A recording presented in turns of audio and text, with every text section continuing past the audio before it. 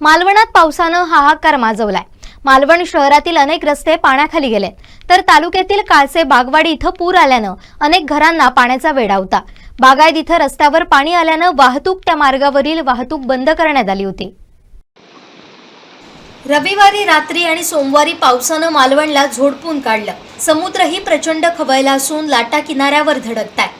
या मुसळधार पावसामुळे मालवण शहरातील अनेक रस्ते पाण्याखाली गेले। भंडारी हायस्कूल इथं गुडघाभर पाणी रस्त्यावर आलं होतं।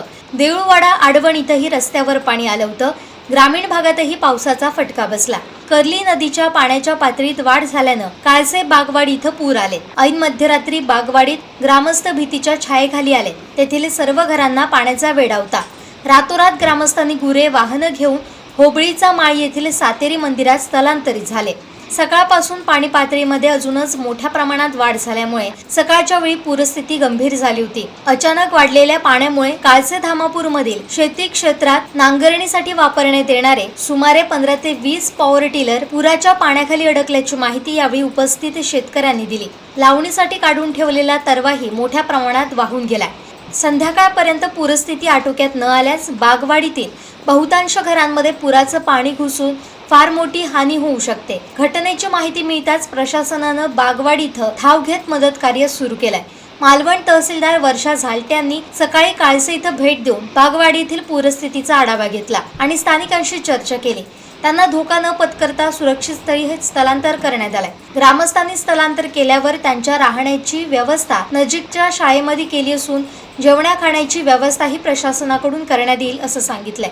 पूरस्थिती अधिक गंभीर झाल्यास आवश्यक लाईफ जॅकेट आणि इतर साहित्याची व्यवस्था करण्यात आली असल्याचं सांगितलं।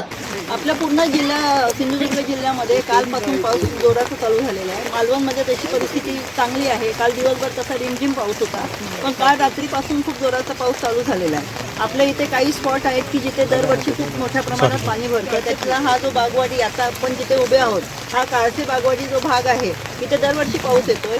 इथे आमची सगळी यंत्रणा, आरोग्य विभाग असो, ग्रामपंचायत असो, तलाठी, महसूल, पोलीस सगळी इथे उपस्थित आहेत। काल रात्रीपासून आम्ही सगळे इथे पाहणी करत आहोत। सगळी आमची इथे व्यवस्थित नजर ठेवलेली आहे।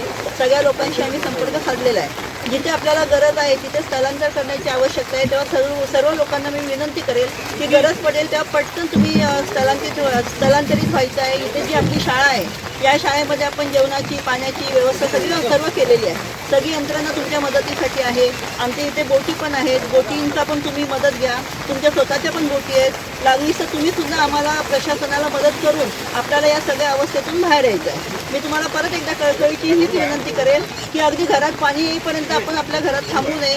आपल्या इथे शाळेत व्यवस्था केलेली आहे, तर तुम्ही आत्ताच स्थलांतरित झाला तरी चांगलं आहे, कारण आता येते जे 3 तास आहेत आणि भरतीची वेळ असल्यामुळे जास्ती पाऊस सांगितलेला आहे, तेव्हा तुम्ही आत्ताच अलर्ट होऊन स्थलांतरित व्हावं ही विनंती। आम्ही कालपासून सर्व लोकांशी संपर्कात आहोत। कालपासून आम्ही सर्वांना हीच विनंती करत आहोत की सगळे आपली जी गोरंढोरं आहेत, जी काही आपलं जीव प्राणी आहेत, त्या सगळ्यांना स्थलांतरित करावं। तरी पण काही लोकांनी ठेवलेलं आहे, तर आपण त्यासाठी पण आमची यंत्रणा सुसज्ज आहे। गरज पडल्यास त्यांना सुद्धा आपण स्थलांतरित करू। वराड बागायत इथं पाणी रस्त्यावर आल्यानं वाहतूक बंद झाली होती। विहीर नदी पाण्यानं दुथडी भरून वाहत आहे। पावसाचा जोर कायम असून प्रशासन अलर्ट मोडवर आहे। कृष्णा ढोलम, कोकण सात लाईव्ह, मालवण। आमचे दिवसभरातले सर्व अपडेट्स, ताज्या घडामोडी आणि थेट लाईव्ह पाहण्यासाठी सबस्क्राईब करा, लाईक करा कोकणचं नंबर 1 महा चॅनल कोकण सात लाईव्हचं YouTube चॅनल।